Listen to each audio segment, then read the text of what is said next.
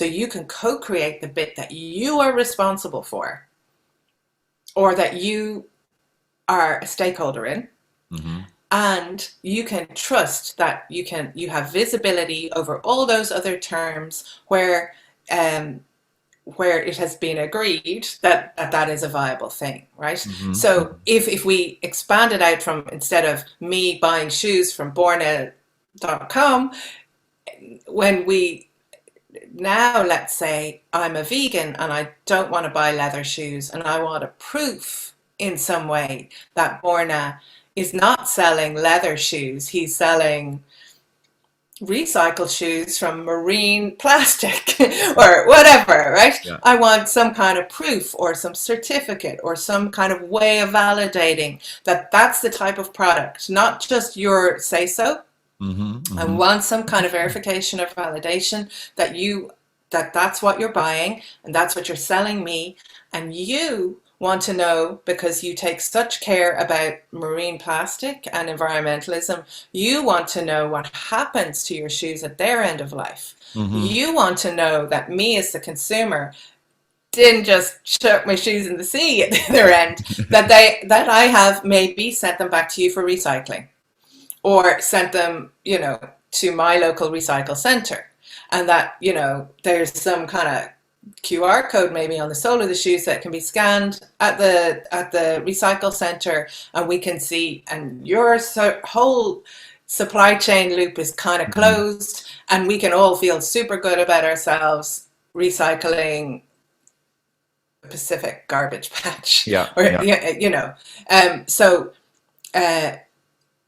So there's a lot going on in that example. But this idea of incorporating environmentalism into this whole system view, we are not used to that.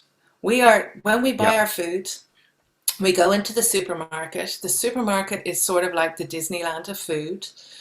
You go in, the shelves are never empty. Right? They might be full of tomato soup, but they will never be empty. Everything is fresh and within its sell-by date. All of the fruit and vegetable has been frozen. Some of it has been ripened on the seas. It doesn't taste the way we remember necessarily it tasted, like an apple used to taste, but we have very full shelves, and we have, we can go in there, and we live in Europe, so we have access to quality assured, very safe and affordable food. So we are lucky. However, we don't know where our food comes from. It's all branded that, it's a photo of a farmer, and it's a farmer like this, raised this chicken, this cow, this pig, whatever it is that you're buying. And we're trusting the brands, and we're trusting the supermarkets. And I'm not saying that we shouldn't do that. I think what we have is this amazing system. It's kind of just in time supply and logistics. But the problem is that entire system is built on wasting food.